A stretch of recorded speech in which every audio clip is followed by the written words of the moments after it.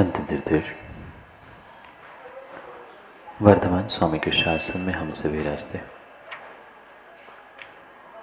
और उनकी यह पावन पीयूष देशना हम सभी के लिए परम उपकारी है। अनादिकाल से हमारी इस आत्मा में जो जन्म, जरा और मृत्यु रूपी रोग लगे, उन रोगों का उपशमन करने वाली कोई परम औषधि है तो वह एकमात्र यह जनवाणी है। भवरत्नों, आज का इंसान अपने स्टैंडर्ड ऑफ लाइफ को मेंटेन करने के लिए, अपने जीवन शैली को मेंटेन करने के लिए अपने आप के साथ, अपने धर्म के साथ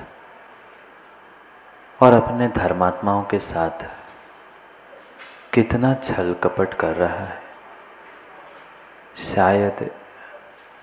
शायद व्यक्ति को उसका बोध नहीं है। हर इंसान, हर व्यक्ति जो भी कार्य कर रहा है, माँ उसमें से 90-95% कह दो, वह प्रत्येक कार्य वह दिखावे के लिए कर रहा है। जो धर्म की क्रियाएं थी, जीवन जीने की जो व्यवस्था थी, उस वास्तविक जीवन की पद्धति को, विचारधारा को जीव समझ ही नहीं पाया। आज चाहे छोटे से छोटे देहात में जाकर देख लेना, स्टैंडर्ड ऑफ लाइफ तो बढ़ गया है, पर विवेक जी स्टैंडर्ड ऑफ थिंकिंग बचा ही नहीं।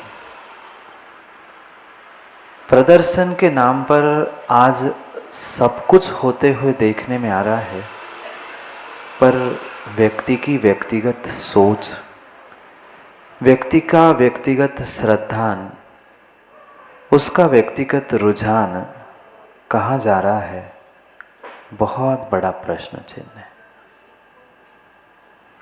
अपने आप को बहुत बड़ा धर्मात्मा दिखाने के चक्कर में व्यक्ति इतनी विपरीत सोच करके बैठ जाता है कि उसे ये बोध शायद नहीं हो पाता कि इसका फल उसे आने वाले दिनों में क्या मिलने वाला है।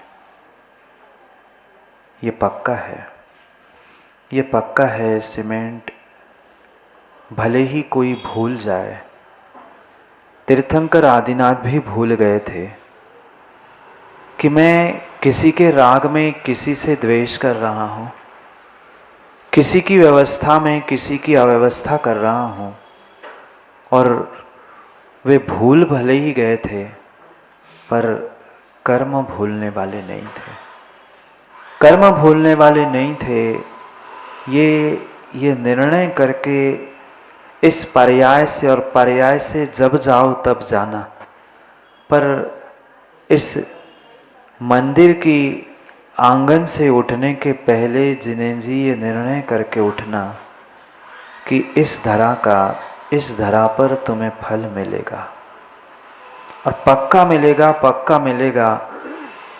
भले ही आप कितने ही माँ सोले के भोजन करते रहना, सुबह उठकर सोले के धोती दुपट्टे पहनकर घूमते रहना, दुनिया को दिखाते हुए रहना, पर अगर आपके परिणाम सोले के नहीं है, भाव आपके सोले के नहीं है, आपका standard of thinking low level का है, तो आप कितने ही बड़े आदमी धनवान बन जाना, पर आपकी कीमत कभी बढ़ नहीं सकती, कभी कीमत की ही नहीं जा सकती।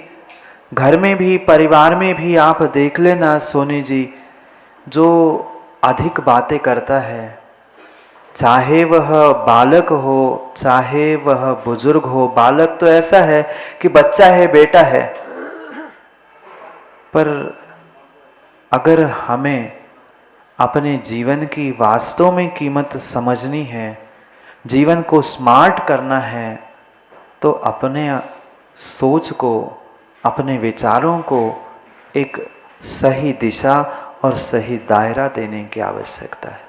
छोड़ दो बाहर की संसार की सब बातें। प्रभु मिले, गुरु मिले, जिनवाणी मिली, सब कुछ मिली, पर फिर भी हम अपने आप को ठीक क्यों नहीं कर पाए? क्योंकि पूरा पूरा पूरा समय हमारा दूसरे को ठोक ठाक मतलब ठीक ठाक करने में गया, और ना हम अपने आप को ठीक कर पाए, ना अपनी श्रद्धा को ठीक कर पाए। पूरा पूरा समय बीत गया, बचपन गया, बचपन गया, पीसी मंगलम मंगल हो पाया? नहीं हो पाया, नहीं हो पाया, क्योंकि जीव ने आज तक अपने स्वयं के विचारधारा, अपनी सोच, अपने standard of thinking, way of thinking को बदलने का प्रयास ही नहीं किया। हमेशा वह सोचता है मैं कुछ अच्छा करूं, अच्छा करूं, अच्छा करूं, पर जब भी अच्छा करने के लिए प्रवृत्त होता है, विपरीत ही होता है। क्यों? क्योंकि वह श्रद्धान, वह समर्पण, वह सोच नहीं है। नारकी भी सोचता है, नरक में रहने वाला नारकी भी सोचता है मैं कुछ अच्छा करूं, अच्छा बोलूं, अच्छा दूसरे के लिए सोचो, पर जीवन में वह कभी अच्छा कर नहीं पाता। गलती नरक गति की नहीं थी, गलती नरक गति की नहीं थी, गलती नरक की नहीं थी। गलती अगर किसी की थी तो नारकी की थी। तो नारकी बना क्यों? तो उस अवस्था में पहुंचा क्यों? दोष दूसरों को दे देना बहुत बहुत बहुत आसान है, पर अपनी स्वयं की गलती को समझकर अपने आप को समझा लेना, संभाल लेना, ये बहुत कठिन कार्य होता है। क्यों नहीं जीवन में हम आज तक सफल हो पाए? क्यों नहीं अपने स्ट्रेंथ को मैनेज कर पाए? क्योंकि हम आज तक अपने कसायों के रिडक्शन के लिए अटेंशन में नहीं रह पाए। और जब तक ये अटेंशन मेरे पास नहीं है, कसायों का रिडक्शन मेरे पास नहीं है, तब तक परमात्मा के समान ट्रांसपेरेंसी मेरे पास नहीं आएगी, जीवन स्मार्ट होने वाला नहीं है। याद है ना? कुछ दिनों से नहीं, अब तो महीने भी बीत गए। कुछ महीनों से हम अपने जीवन को स्मार्ट और स्टार्ट करने का प्रयास कर रहे थे। सोचते सोचते, चर्चा करते करते, संतु दादा 5 महीने होने को है। कितने जीव बदल पाए? कितने जीव बदल पाए? कोई बदले नहीं बदले।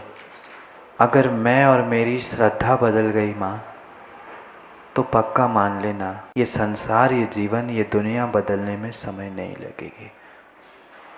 पर व्यक्ति अपनी छोटी सोच, अपनी कसायों की पुष्टि के पीछे क्या क्या क्या कुछ नहीं कर रहा है, अपने आप को टटोल कर देखने की आवश्यकता है।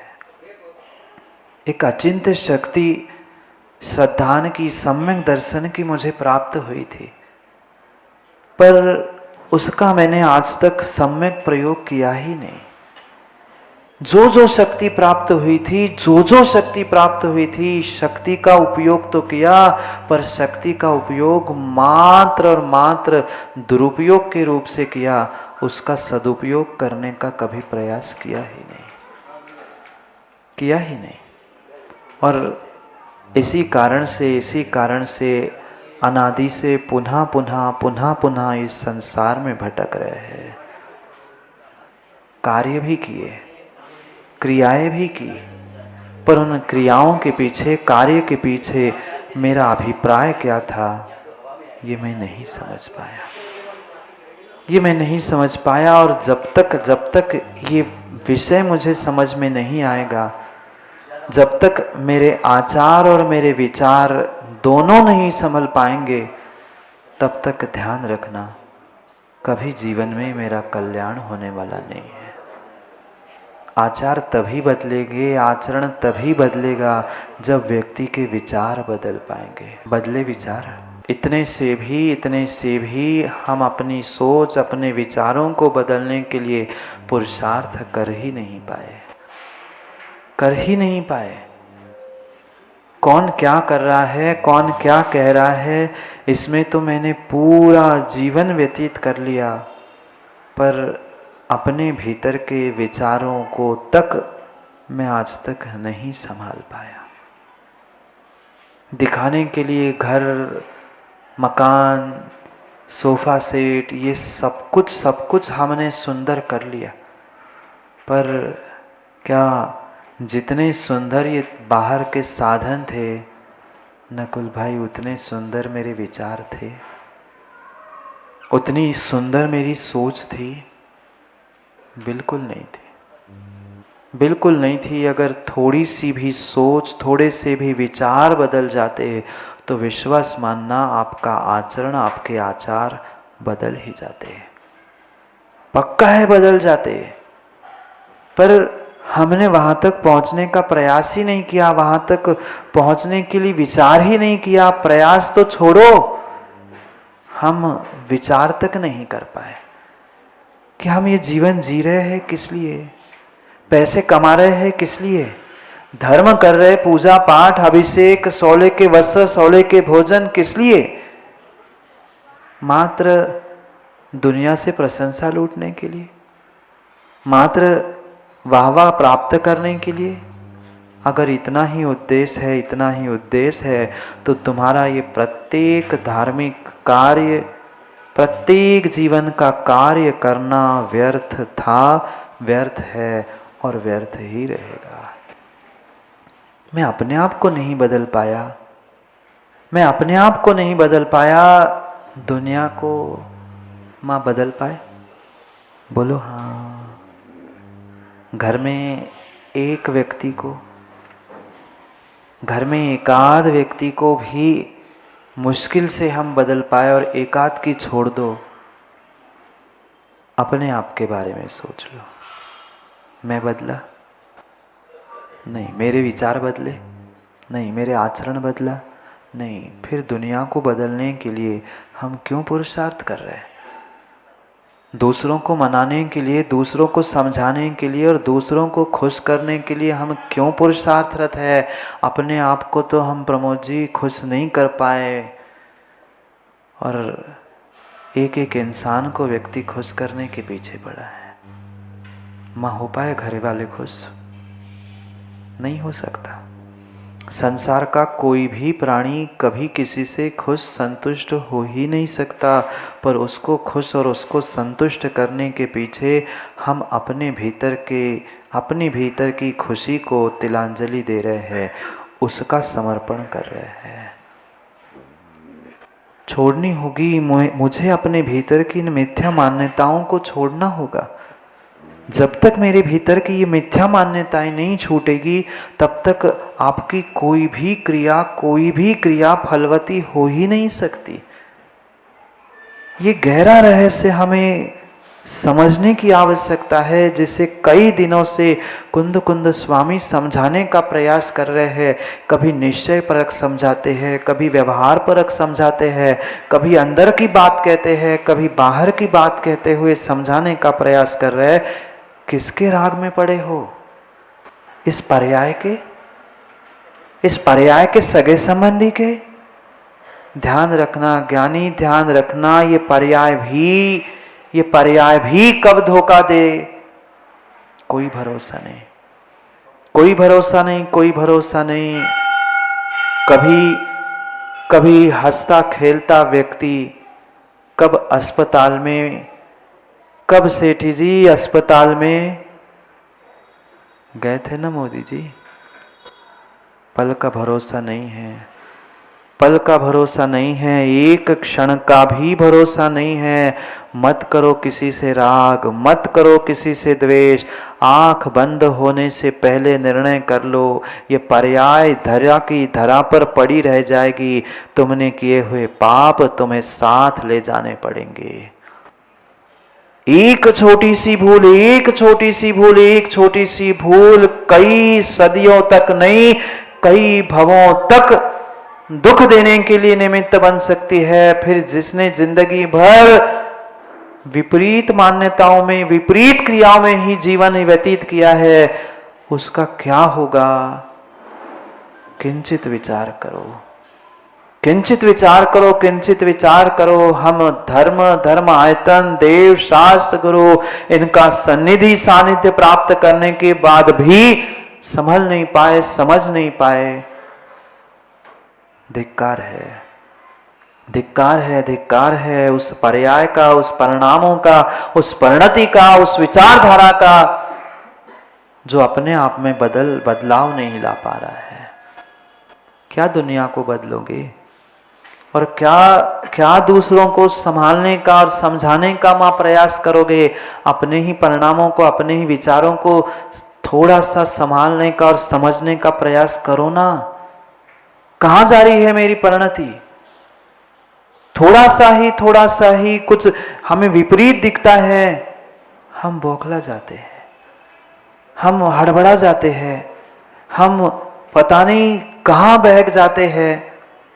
ऐसे बैठे बैठे तो रावण भी कई बार सोच चुका था मैं गलत कर रहा हूं, मैं गलत कर रहा हूं, पर जैसे ही अहंकार चढ़ता था, मैं क्यों झुकूं?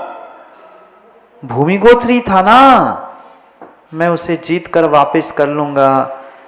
इतना सा अहंकार उस पंडित रावण को ले डूबा। कितना सा अहंकार? मैं विद्याधर भूमि गोचरी के सामने कैसे झुक सकता हूं? सत्य जानते हुए भी सत्य मान नहीं पाया, सत्य स्वीकार नहीं कर पाया, सत्य जीवन में उतार नहीं पाया। इसलिए वह सोने की लंका, जो सोने की लंका कही जाती थी, वह भी क्षण भर में धूल हो गई, छूट गई। छोड़ दो राग द्वेष, छोड़ दो कसाय और सम्यक निर्णय करो। हमें इस श्रावक पर्याय को धन्य करना है, श्रावक पर्याय को धन्य करना है। अगर श्रावक पर्याय को धन्य करना है तो ज्ञानियों पहले अपने विचारों को संभालने का प्रयास करो, और जिसके विचार संभले उसके ही आचार और आचरण संभले है। कितना संभल पा रहे हैं हम अपने आचरणों को, अपने आचारों को और अपने विचारों को? आचार तो फिर भी दूसरों को दिखाने के लिए हम व्यवस्थित बैठते हैं, उठते हैं, चलते हैं, पर भीतर के विचारों के बारे में भी तो सोचो ना।